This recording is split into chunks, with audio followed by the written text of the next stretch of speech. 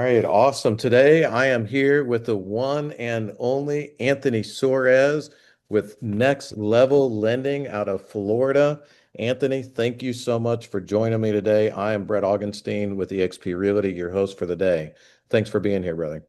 Yeah, no, I thank you for inviting me on. I look forward to getting some educational content out there with you and really partnering and showing our buyers and clients what the next level of lending looks like. Awesome. Now, this topic is kind of new to me because I'm used to the old way of people getting qualified for a mortgage with the traditional style.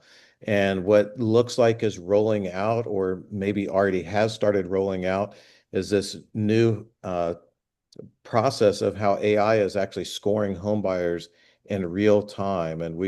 I sent you a TikTok video where we had touched on this, and I'm going to just dive into the first question today, and that is, can you tell us what is actually changing inside the lending world right now? Like, how are lenders, are they already using AI to analyze buyer data? And how soon is it going to actually impact everyday approvals?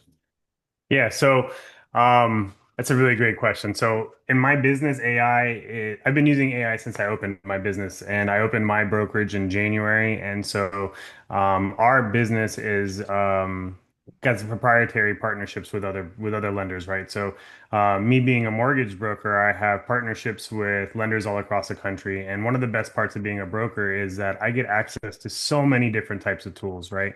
And there's companies like Sunwest Mortgage Company.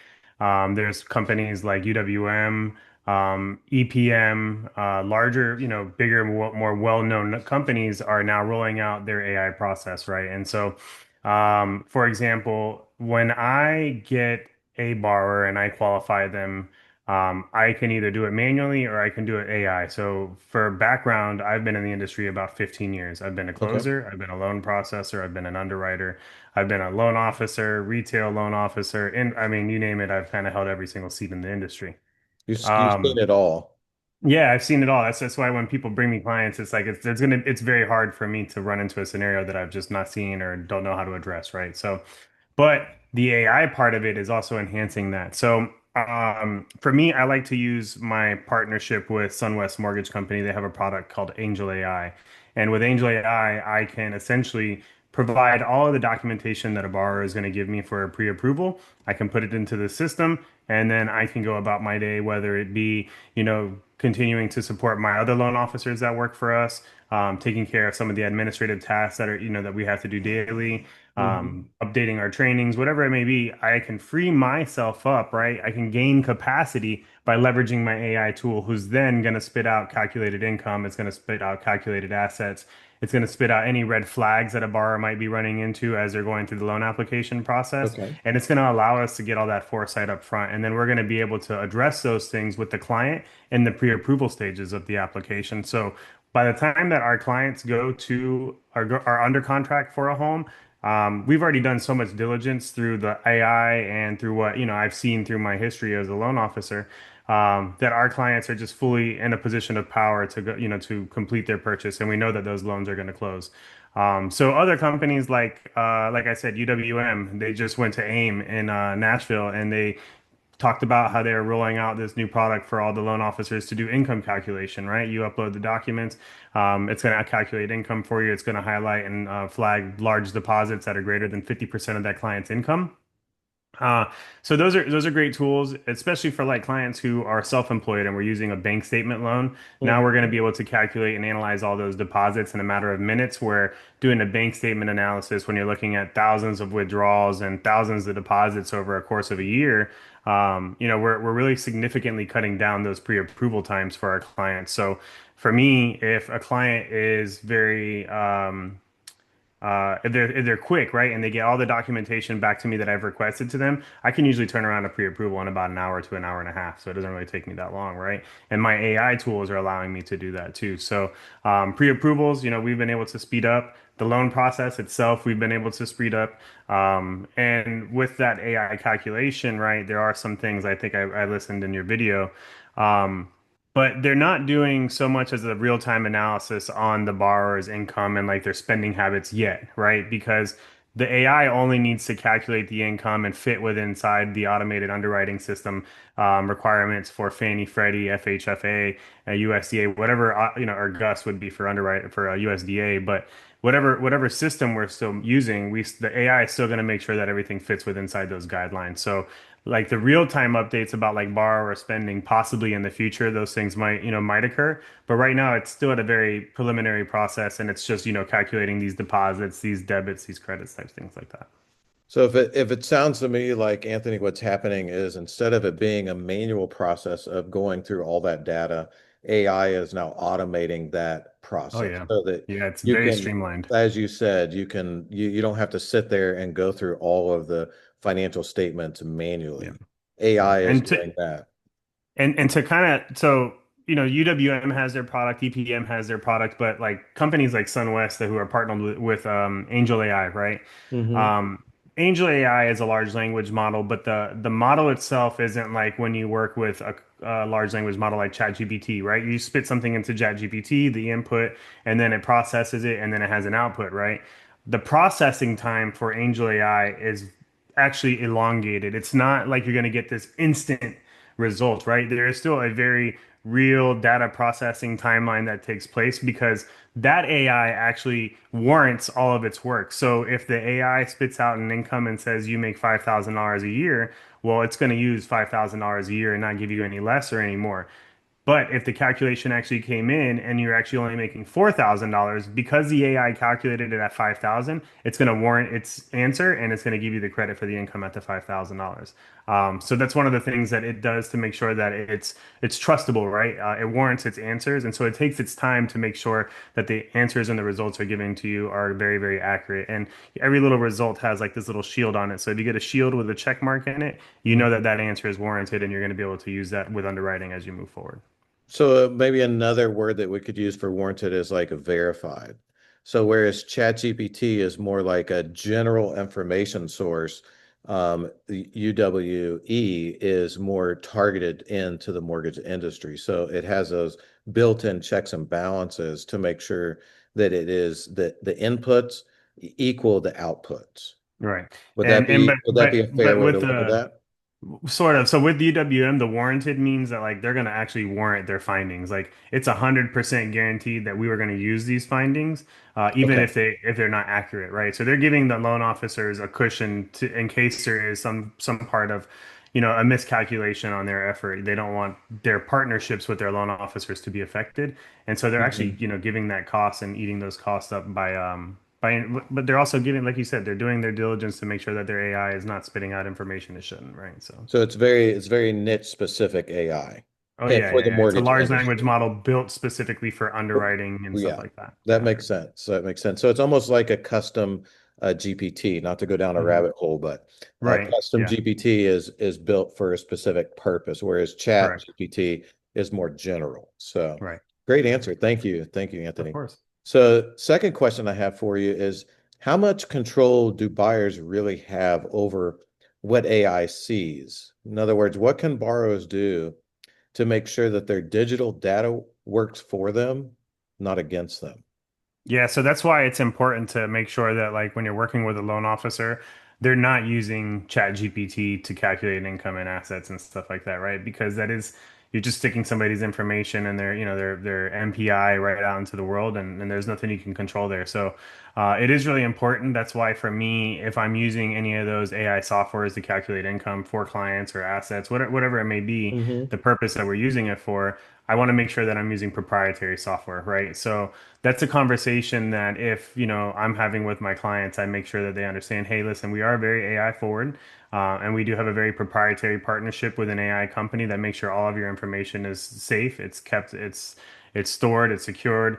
There's not going to be any solicitation on it, and so it's really important that for me, I'm using proprietary software that's designed for our business. If you're just out there using, like I said, ChatGPT, the Claudes, all these other large language models to try and do the same things that these proprietary softwares are built to do, then I feel like you're putting yourself at a really, really big risk because You can look at the industry as a whole, and there are software and data leaks in every nook and cranny of the internet, right? And so it's just going to be a matter of time before there's any type of leak coming through ChatGPT. And if you look at ChatGPT from its inception, it has more users worldwide than any other software app in the entire, existence of humankind. So more and more people use it every single day, and more information is uploaded to it. So that's why you can look at it and see it develops and it gets better and better every single time. So for me, it's one of those also softwares that are non-proprietary for our business. We have to use AI and we have to use it because if we don't, other loan officers and other mortgage brokerages that are using it are going to leave us behind, and we can't, I don't want to be Blockbuster at the end of the day.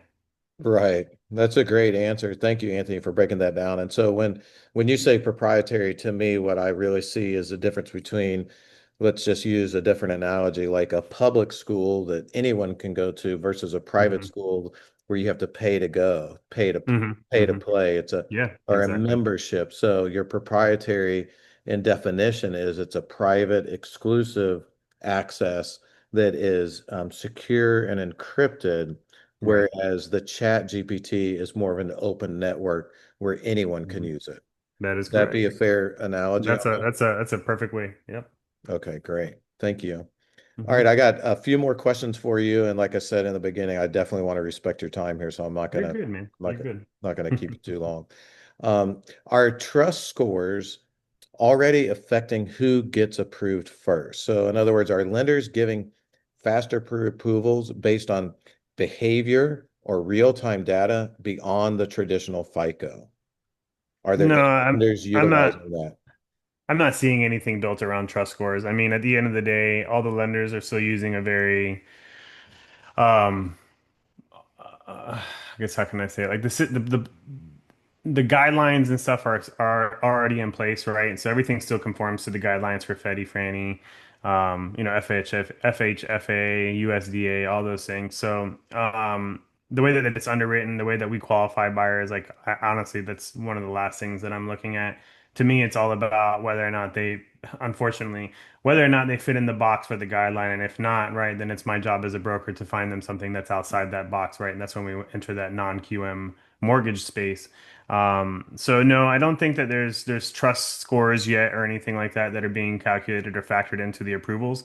It's still a very kind of old school process when it comes to, the guidelines and stuff. As long as it fits within guidelines, as long as the automated underwriting system spits out an approval, we're usually pretty good. But it doesn't mean that there isn't a way to create a new mortgage product in the future that can use real-time spending. And so there's products like Plaid, right? I think you know Plaid, Mhm. where you can log into your bank account, and it's like some lenders have access where now they log you into Plaid through their website, and they can download your last 12 months of bank statements, and they're going to take a look at all your deposits to calculate your income. And we don't even have to ask you for pay stubs. We don't have to ask you for W-2s. It's all done automatically through the system, right? Um, so no, I just and possibly in the future, like you could, but essentially, a trust score loan kind of is like what I would consider is something similar would be a hold on, oh, I can't remember the name of it. Let me skip that and let's not use that part. But there is I'm losing that thought. I apologize. No, you're good. You're good. And when it comes back, just throw it in. Okay. No, no. Yeah, just there's a name for a type of loan that we use, right? When buyers are well qualified and they already have, funds in the bank and asset depletion loan, right? So we can do an Okay. asset depletion loan where the buyer has sufficient money in the bank to cover the entire purchase of the property, but they don't want to use their money, right? And so they use the assets to deplete them. And that's essentially a trust score, right? You're seeing that this person has all this liquidity available and you're willing to give them a loan based on their liquidity, right? And so that's Okay. I guess you could kind of fit that into a trust score in a sense. Now, and what I've been kind of alluding to and talking about over the last couple of weeks is some of the things that are being rolled out in other countries like India, where there's Hmm. Hmm. literally, implementing a new way to underwrite. Hmm. And that is that trust score, that today's buyer behavior. And what I Hmm. hear you saying is here in America, we're not seeing it to that extent at this point. Not yet. Right, not yet. But do you see that in the future? Honestly, in all the rumblings that I hear, and I stay pretty in touch with, what's kind of happening in the mortgage side of it. It's not something that I've heard a single ounce of rumbling abound yet. So, every week we get new updates. Every week we have new sales huddles. Every week, every lender is putting out new information for us to read through and sift through. And so, nothing of that has popped across my desk yet. But again, like I said, when you're looking at creative financing and creative lending ways, like, I mean, who's to say that's not going to be an option in the future for everybody, right? So, Right. Good stuff. Good stuff. So, what's one mistake that you would say buyers make that could hurt their AI profile? In other words, what are borrowers doing unintentionally that lowers their score or flags them as a higher risk? oh man, I think the biggest mistake most consumers make is not monitoring their credit. Like to me, Okay. that's it. If you're not monitoring the credit at the end of the day and you call me and you're like, "Hey, I need to get a loan." And I'm like, "All right, great." You're going through the conversation. I'm like, "What do you think your credit score is at?" And you're like, "I don't know." Well, that's probably the That's a first, the problem. first issue. Yeah, exactly. So, So, would you say like um a My Free Credit Score would be a good resource for that, or are there other Man, things that you so I would you have a recommend strategic other way to ones? do this. Everybody doesn't like Credit Karma, but I use Credit Karma strategically along with an app, with the Experian app, right? So the reason I don't mind the Credit Karma app, and I don't use the score to really gauge where the buyer is at, and it's only because Credit Karma is going to give me two bureaus. It's going to give me TransUnion and it's going to give me Equifax, right? So I now have the scores for Experian and Equifax, or yeah, TransUnion and Equifax. Then I can have the buyer advise my buyers to download the Experian app and pay for the 9.99 1 month, right? Right in the process. If you don't know where we're at, this is what we're doing. This is my strategy. We're going to get on, we're going to download the app. When you pay for the Experian app, it gives you access to all your scores, not just your consumer score, but it's going to give you access to your credit card scores. It's going to give you access to your mortgage score. It's going to give you access to what, if you want to go finance a car, what your credit's going to look like when you go finance your car. Once I have the mortgage scorecard, I have a pretty good inclination of what the middle score of the credit's going to be, and it usually lines up with the Credit Karma line scores that I also get from the buyers too. So as long as I can get an idea of what all three look like through to those two apps, one is free, one costs $10 for a month, and then you can go to the free version. You pay the $10, you get a more in-depth idea of what your profile looks like. It's an Mhm. inexpensive way. And then every year, if you really just want to do it once a year, freecreditreport.com, you get your annual free credit report and you have somebody analyze it for you. Or, if you trust one of these AIs, you could probably just stick it into an AI and have it analyze it for you as a financial analyst anyway, right? So, Just make sure it's a um, secured network, secured right. AI setup, Yep. proprietary, right? Right. Exactly. So So, can I go down a bunny trail with you on this just a little of bit? Because course. you're talking about the three different credit reporting bureaus, Hmm. which they all get their information from FICO. Hmm. Can you break down what that really looks like for the average person who doesn't really know the difference between FICO and the three different bureaus?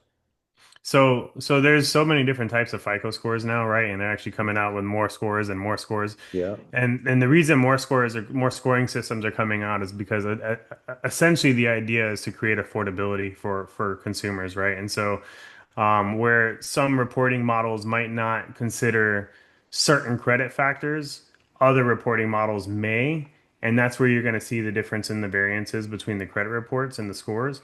I know that there was talk at the beginning of this year, maybe like middle of this year, about mortgages accepting the new Vantage 9 score, right? Which is again another one of those scores. So to kind of go back down that bunny hole, if you actually pull up your Experian app, you're going to see every single one of those different FICO scores that are all the different systems and all the different models are going to be there for Mhm. you. It's hard to explain each one differently because each one has its own specific characteristics of the way that it's modeled and Okay. scored. But I'll That's tell you okay. this. I What? actually wanted to go a little different direction on Okay. that. Can you Okay. explain the difference between like what is the role of FICO and then the role of the three bureaus, the three reporting bureaus? Do you understand? Is that a good way to put that Yeah. question, or do you understand Yes what and I'm no, trying to? Do you because understand what I'm trying to unpack there on that? I do. Let me see how I can word this.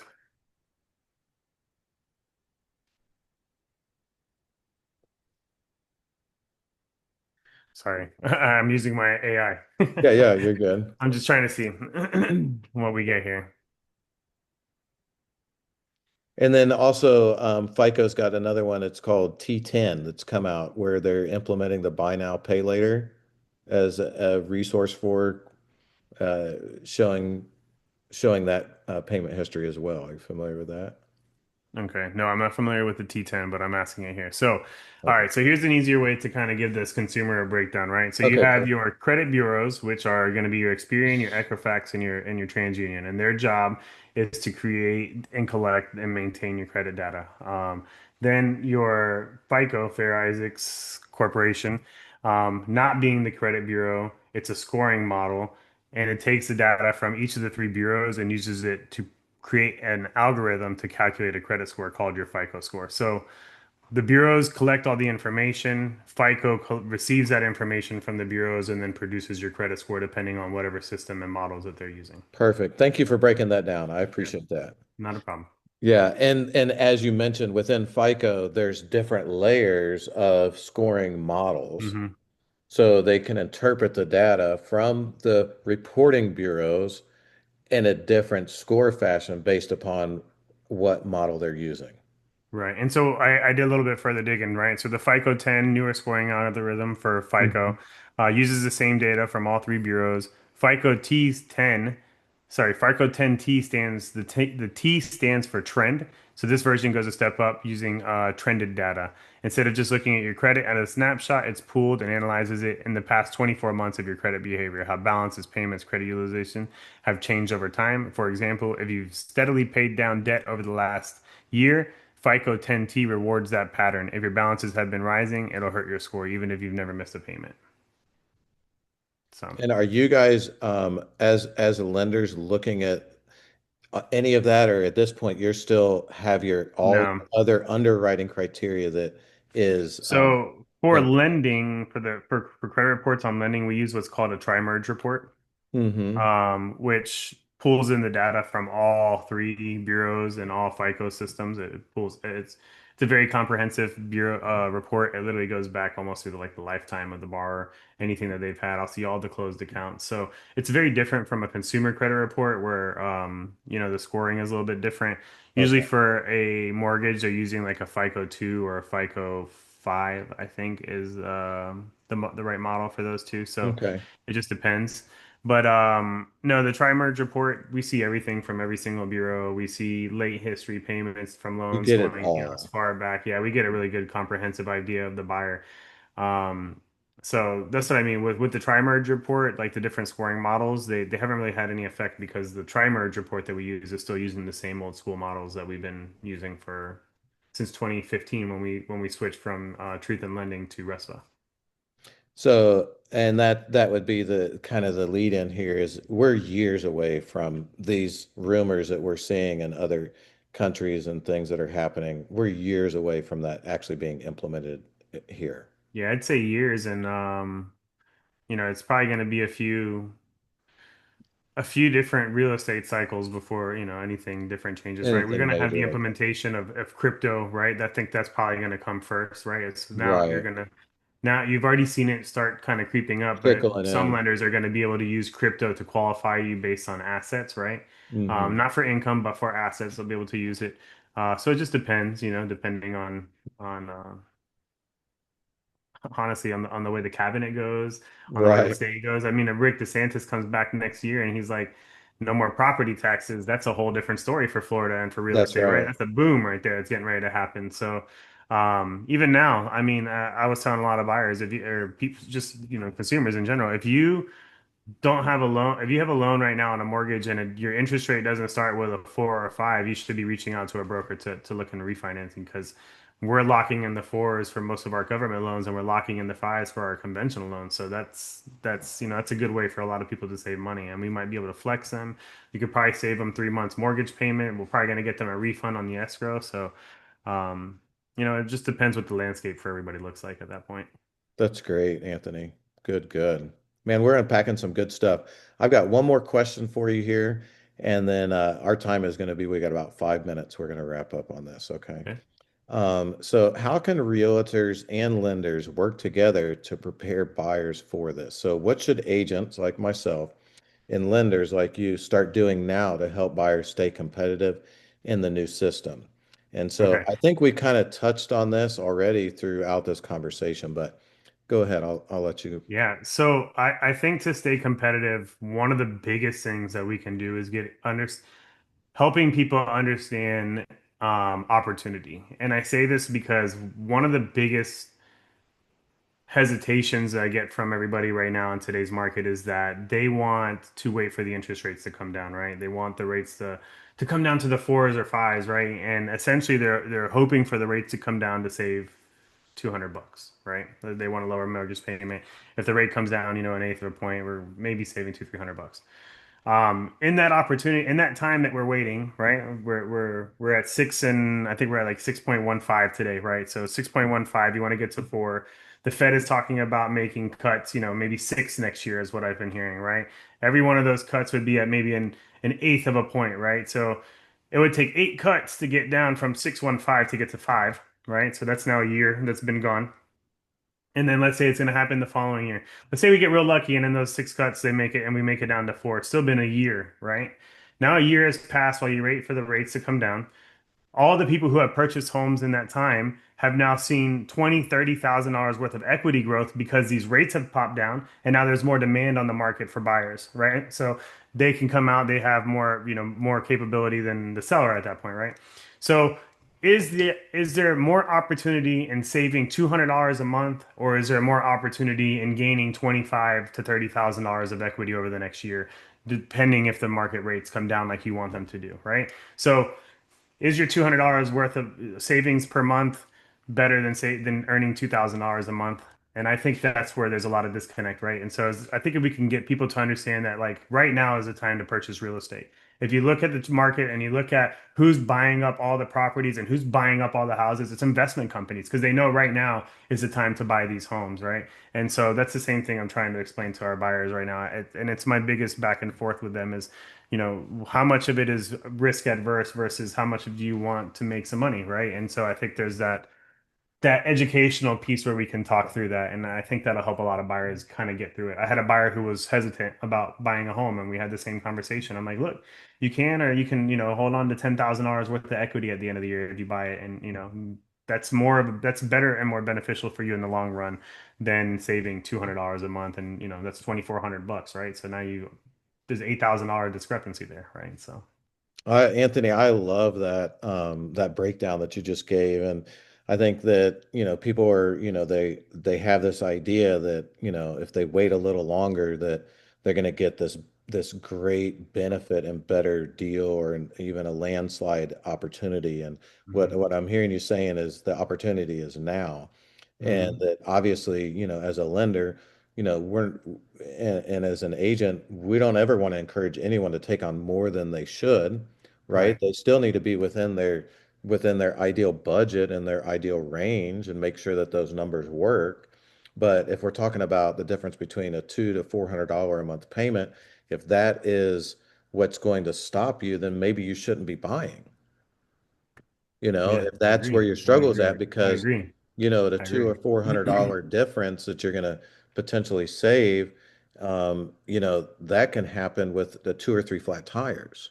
Yep. Like, a Exactly. car can break Exactly. down, things can Right. happen. So Right. if you're considering buying a home and you don't have enough buffer to accommodate for that amount of funds, then maybe the time to take on that monthly payment isn't right now. Yeah, I agree. I agree with that. I think if you have the money and you can buy the home right now, I think you get in.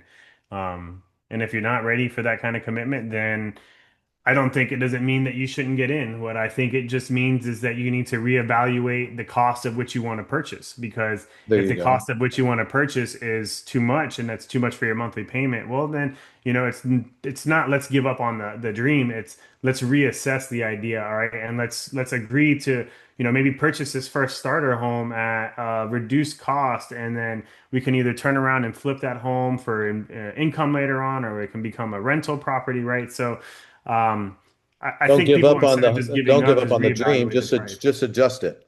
Yeah, just readjust the price. Don't give up on it because I at the like end of the that. day, ownership is going to be your way to wealth, right? That generational wealth, and so I That's think right. it's more beneficial to put your money into the real estate market where you can look at it historically and you can see that home values have increased year over year over year for like the last 25 years, right? So Right. it's almost a no-brainer. You put your money into the market, it's going to slowly and give you a return and maybe one that's a little bit more safe. And if you ever have to sell it or you ever have to pull money from it, it's always going to be there for you. And especially now in a country where like debt is an all-time high, but equity for most homeowners is also at an all-time high. You can tap into that to either, pay down those debts or, maybe invest in that second home like we're talking about right now. Maybe not Mhm. something that's so large, but maybe something a little bit in the smaller ballpark where you can rent it out to somebody else. I love that. So really, you can't take advantage of the equity unless you're an owner. And so without that ownership, you're giving up that opportunity at the end of the Right. day. So just a Yep. reevaluation. Yep. I Anthony, agree. today has been amazing. Like I cannot tell you how blessed and fortunate I am to be able to have had this conversation and breakdown with you. We are coming to the end of our time, but I want to give you the last minute to just recap anything that you think that our listeners should hear at the end of this. Yeah, honestly, no. First, I want to say thank you again for having me on. I was really excited to kind of come on, especially with the topic that you reached out to me on. No, I think for most people, a lot of you are probably more ready to buy real estate than you realize. Most of the time, people come to me and they say they don't think they can do it. They don't think they can make it happen, and it's quite the contrary. Like it's most of the time, my buyers are walking into a home and they're purchasing a home. So if you're thinking about purchasing a home, if you're thinking about buying, refinancing, or investing in the state of Florida, please reach out to us at Next Level Lending so we can guide you guys and get you on the right track. And also, we want to be a partner to all of our partners, right? We want to make sure we're a valuable asset to you guys. So, anytime that you clients have questions, anytime you want to get us on a call, anytime you want to do an interview with us, please, like this is like what we dream to do.